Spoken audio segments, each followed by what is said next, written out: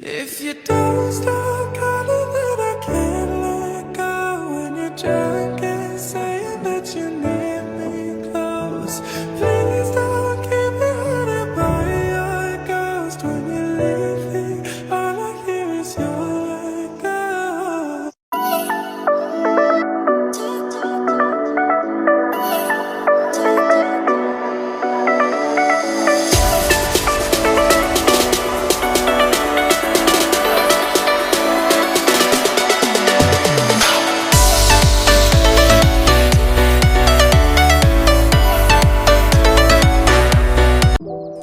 Perkenalkan, nama saya Jihan Nabila Rahayu dari F2 dan saya akan menjelaskan tentang rehabilitasi zikir tarekat yang ada di pondok pesantren dan dimasukkan dalam kurikulum pesantren.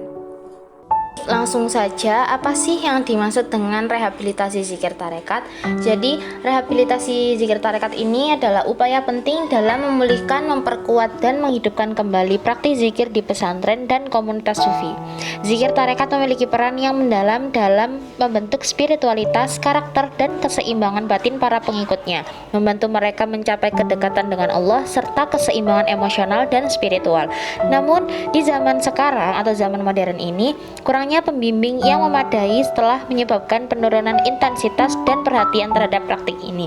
Oleh karena itu, zikir perlu diintegrasikan dalam kurikulum pesantren sebagai upaya rehabilitasi sehingga santri tidak hanya mempelajari aspek intelektual agama, tapi juga mendapatkan pengalaman spiritual yang memperkuat iman dan karakter mereka. Rehabilitasi ini tidak hanya menjaga tradisi dan warisan Islam yang kaya, tetapi juga memastikan bahwa zikir tarekat tetap relevan dan efektif dalam menghadapi tantangan kehidupan modern. Kemudian, ada contoh dan implementasi zikir tarekat di pesantren. Zikir tarekat di pesantren adalah praktik spiritual yang bertujuan untuk mendekatkan diri kepada Allah melalui metode khusus yang diajarkan dalam tarekat. Implementasi zikir tarekat di pesantren biasanya mengikuti panduan dari seorang mursyid atau guru tarekat yang memiliki sanad yang bersambung kepada Rasulullah. Dan berikut contoh implementasi di pesantren. Terdapat 6 bentuk terapi spiritualitas yang dikembangkan untuk membantu proses rehabilitasi. Contoh, kholwat, mandi taubat, sholat wajib dan sunnah, zikir rutin dan talqin zikir atau manakib, dan yang terakhir adalah puasa. Dan yang pertama ada kholwat, yakni proses rehabilitasi yang dilakukan dengan menempatkan santri di ruangan kholwat yang berdasarkan tingkat keparahan masalah yang mereka hadapi, yang dibagi menjadi kategori rendah hingga kholwat ini berfungsi sebagai tempat untuk meditasi zikir, tetapi juga menjadi sarana untuk menarik diri dari interaksi sosial yang dapat membawa pengaruh negatif. Dan dengan menjauh dari arus perubahan zaman dan pengaruh eksternal yang merugikan. Jadi santri diberikan kesempatan untuk merenung, introspeksi, dan memperbaiki diri. Dan dengan demikian, kholwat berperan penting dalam proses rehabilitasi dengan memberikan ruangan bagi santri untuk memulihkan diri secara spiritual dan mental, sekaligus membangun kekuatan untuk menjauh dari perilaku negatif di masa depan. Kemudian yang kedua ada mandi taubat.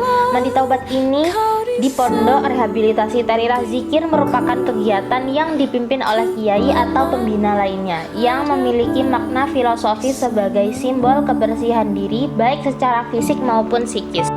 Jadi mandi taubat ini dilakukan setiap hari mulai pukul 2 dini hari selama 40 hari berturut-turut, yang prosesnya dimulai dengan mengguyurkan air dari atas kepala hingga ke seluruh tubuh, yang melambangkan penghapusan dosa dan pembersihan jiwa. Mandi taubat tidak hanya bertujuan untuk menyegarkan badan, tetapi juga untuk membantu menenangkan pikiran dan menjernihkan perasaan. Ketika santri menjalani mandi taubat, mereka dipandu dengan doa-doa yang dipanjatkan kepada Allah, mengharapkan kesembuhan dan perlindungan dari segala hal yang merugikan. Kegiatan ini menjadi momen refleksi dan introspeksi di mana santri dapat merenungkan perjalanan hidup mereka dan berkomitmen untuk memperbaiki diri. Kemudian yang ketiga ada sholat wajib dan dan sunnah.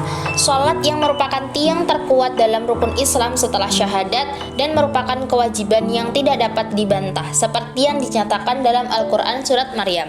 Sholat tidak hanya melibatkan gerakan fisik, tetapi juga merupakan penyatuan hati dengan Allah, berfungsi sebagai media komunikasi dengannya. Dan dalam konteks pondok rehabilitasi Darirah Zikir, sholat baik wajib maupun sunnah adalah bentuk ibadah untuk mendekatkan diri kepada Allah dan penebusan dosa. Santri bina yang menjalani rehabilitasi diperlakukan secara setara sebagai makhluk Allah, dengan perbedaan hanya pada perilaku dan tingkat spiritual mereka. Dengan diajarkan tata cara sholat, mereka dapat melaksanakannya dengan baik. Sholat membantu santri untuk melewati ujian dari Allah dan meningkatkan kualitas berpikir mereka. Selain sholat wajib, santri juga diajak untuk menjalankan sholat sunnah dari bangun tidur hingga tidur malam, sehingga menjadikan sholat sebagai kebiasaan sehari-hari. Dan melalui pelaksanaan sholat ini, diharapkan santri bina dapat mengubah hidup mereka menjadi lebih baik. Di pondok ini, santri yang sudah sembuh dapat diundang untuk menjadi imam sholat jamaah bagi santri lainnya yang juga membangun solidaritas sosial. Mereka diberikan kepercayaan untuk memimpin sholat. Gerakan dalam sholat diikuti oleh semua jamaah yang menciptakan rasa kebersamaan dan saling mendukung dalam menjalankan ibadah. Kemudian yang keempat ada zikir. Dalam ajaran agama yang ditetapkan di Pondok Rehabilitasi Darirah Zikir, zikir merupakan bentuk pengingat Allah dengan menyebut asmanya secara berulang, baik melalui suara lantang maupun secara diam-diam dalam hati. Kegiatan zikir biasanya dilakukan setelah sholat dan dipimpin ustadz atau oleh santri bina yang telah dipercaya untuk memimpin. Proses zikir berlangsung selama kurang lebih 45 menit sehingga 1 jam, menggunakan pengeras suara agar semua santri bina dapat mendengarkan dan merasakan getaran dari zikir tersebut. Zikir tidak hanya dilaksanakan setelah sholat, tapi juga dapat dilakukan selama waktu senggang, sehingga senantiasa mengingat Allah dan membangkitkan spiritualitas dalam hati. Kemudian yang kelima ada talqin zikir, yakni menakiban yang rutin dilaksanakan sebagaimana yang telah dicontohkan di Pondok Pesantren Inabah Suralaya dengan dipimpin oleh mursyid Tarekat Qadiriyah Naqsabandiyah dengan cara memberikan ajaran talqin zikir sebagai amalan yang harus dijalankan. Bertalqin zikir dapat dikatakan sebagai komitmen manusia untuk terus berzikir kepada Allah dan masuk dalam komunitas Tarekat Qadiriyah wa Naqsabandiyah. Dengan talqin zikir ini tujuannya untuk menyadarkan dan merawat santri bina agar kembali lagi moralnya dan senantiasa mengingat Allah.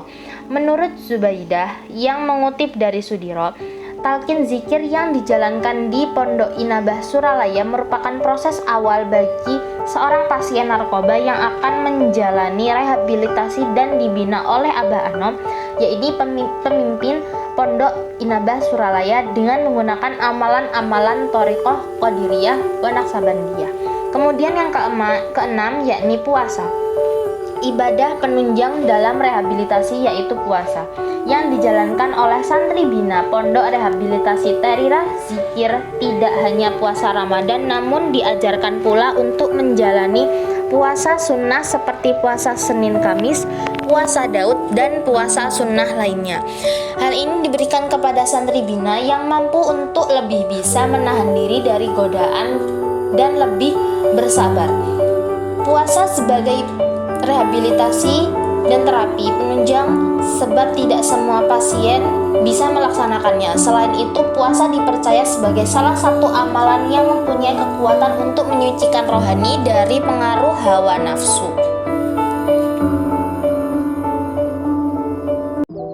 Baik, itu tadi adalah penjelasan mengenai rehabilitasi zikir tarekat yang ada di pondok pesantren dan dimasukkan dalam kurikulum pondok pesantren. Kiranya saya ada kesalahan, saya mohon maaf.